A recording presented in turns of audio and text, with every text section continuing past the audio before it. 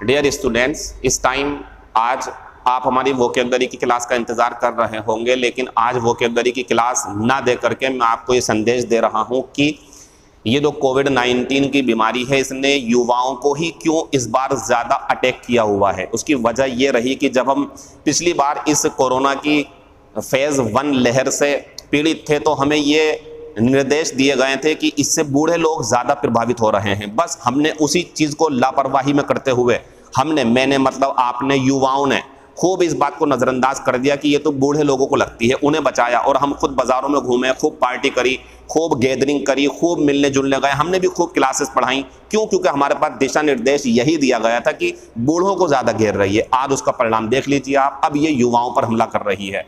आप भी युवा हो, हम भी युवा हैं, हमारे पास पढ़ने वाले सारे स्टूडेंट्स, और देखा जाए तो भारत में युवाओं की संख्या बूढ़े और बच्चों की तुलना में सबसे ज़्यादा है, तो मुसीबत बहुत बड़ी है। अब एक कहावत आपने सुनी होगी, prevention is better than cure.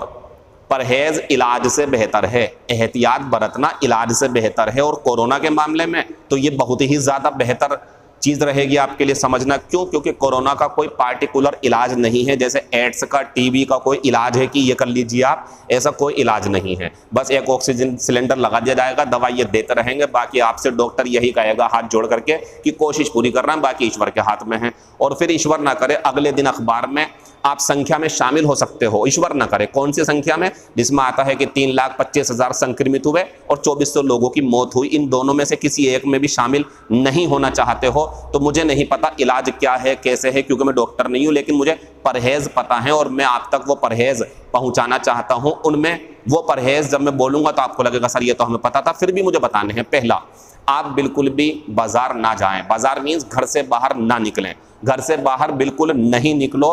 यकीन मानो इलाज के चक्कर में पड़ जाओगे तो कोसते रहोगे अपने आप को कि मैं क्यों गया था बाहर। मत जाओ बाहर।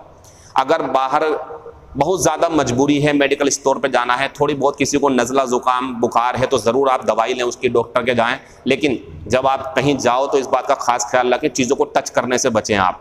और टच करें भी अगर आप तो उस चीज़ को फिर हाथ को अपने मुंह पर ना लेकर के जाएं। मास्क ज़रूर पहने, सोशल डिस्टेंसिंग का पालन करें, सैनिटाइज़र जेब में रख करके घूमें, हाथों हाथ 15-15 मिनट में कुछ छुआ तो उसके बाद तुरंत हाथ को सैनिटाइज करें। जैसे ही वापस घर आएँ, दूसरे अपने फैमिली मेंबर्स से कांटेक्ट करने से पहले वॉश बेसिन पर जा करके आप अपने हैंड वॉश करें अच्छे तरीके से, और फिर हो सके तो उनसे 1-2 घंटे पृथक आवास में रहें, मतलब अलग रहें। और फिर जब आपको लगे कि हाँ अब मुझे लग रहा है कि राहत मिल जाएगी, तो आप कोशिश ये करें कि जो ज़्यादातर बाहर जाते हैं आपके परिवार में से किसी एक सदस्य को चुन लें जो लगता है कि ये एहतियात बरतेंगे, वो बाजार के काम निपटाएं और वो थोड़ा अलग रहें। और बिल्कुल भी आप इस चीज़ का गुमान ना करें, इस चीज़ को आप बहुत ज़्यादा ऊपर न लें कि मैं जवान हूँ, मैं युवा हूँ, मेरी बॉडी जो है वो स्टील की है, मुझे कुछ नहीं हो सकता है। ये स्टील की बॉडी पे असर ही कहाँ डाल रहा है? तो लंग्स पर असर डाल रहा, ये तो फेफड़े खराब कर रहा है इतनी तेज़ी के साथ में कि विदिन 2 और 3 डेज, 2 या 3 दिन के अंदर अंदर आपको ऐसी खबर सुनने को मिल जाएगी आपके अपने किसी जानने वाले की कि आप यकीन मानो आप परेशान हो जाओगे कि ऐसा कैसे हो गया। मैं आपके सामने बोल रहा हूं, इसमें कोई गलत बात भी नहीं है। अगर मैं ये कहूं क्या पता कल को मेरे साथ क्या हो जाए, आपके साथ क्या हो जाए, पड़ोस में क्या हो जाए, कुछ नहीं पता। इलाज के चक्कर में ना पड़ते हुए इलाज की बारी ही मत आने दो। परहेज करो, घरों में रहो, मास्क पहनो, सैनिटाइजर का इस्तेमाल करो प्लीज़, और घर पर रह करके IPL का एंजॉय करो। पैट कमिंस ने ये बात बोली, मुझे अच्छी लगी, बाकी सब IPL का बहिष्कार कर रहे हैं। लेकिन मैं कहूँगा अगर वो खिलाड़ी अपने पर्सनल फैमिली के लिए अगर IPL को बाइकआउट कर रहे हैं, जा रहे हैं, तो ठीक है। बाकी अगर वो ये कह रहे हैं कि हम खेलना चाहते हैं और एंटरटेनमेंट करना चाहते हैं हमारा, तो बहुत अच्छी बात है। क्योंकि आप यकीन मानो जब आप IPL देखोगे, परिवार के लोगों को भी बिठाओगे साथ में दूर दूर, तो फिर आपको पता भी नहीं चलेगा, टाइम कटता रहेगा आपका। वो नहीं हो तो फिर आपको और ज़्यादा परेशानी होगी। तो आप ऐसी ही मतलब कि घर की एक्टिविटीज़ में, काम में जो है हिस्सा ले सकते हैं। बाहर ना जाएं, बस मैं कुल मिला करके ये कहना चाह रहा हूं आपसे। और बाहर जाओ भी तो बहुत एहतियात के साथ में, इलाज से पहले ही परहेज कर लो। इलाज के चक्कर में पड़ गए अगर धोखे से इसने अटैक कर दिया तो फिर मुसीबतें आ जाएंगी आपके पास में। ऐसा नहीं है कि सही नहीं हो रहा है, सही तो हो रहा है, लेकिन जो बेचारे अस्पतालों में पड़े हुए हैं उनके दिलों से पूछो, कुछ नहीं पता क्या हो जाए किस टाइम पर। खबरें आती हैं तो और उनका दिल घबराता है। अपना उनका कोई सगा संबंधी हॉस्पिटल में है, फिर उनको कहीं से खबर मिलती है भाई वो एक्सपायर हो गया, तो और डर जाते हैं बेचारे। बड़े मुसीबत का समय है, लेकिन डरने की जरूरत नहीं है।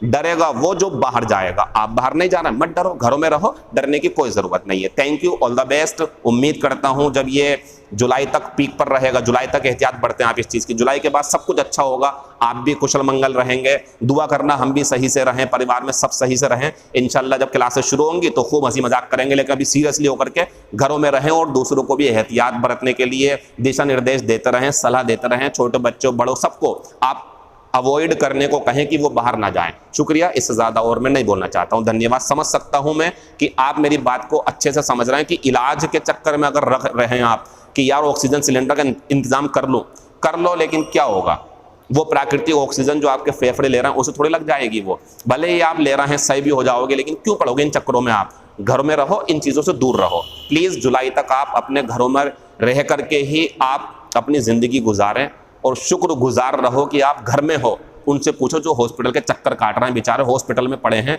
खुद भी डरे हुए हैं, अपने भाई को लेकर के गए किसी रिश्तेदार को, खुद भी डरे हुए हैं, तो भाई की टेंशन क्या होगा, खुद भी कि मुझे ना हो जाए। प्लीज़ घर पे रहें, हॉस्पिटल तक नौबत ना आए, प्लीज़ ऐसा ही करें। शुक्रिया।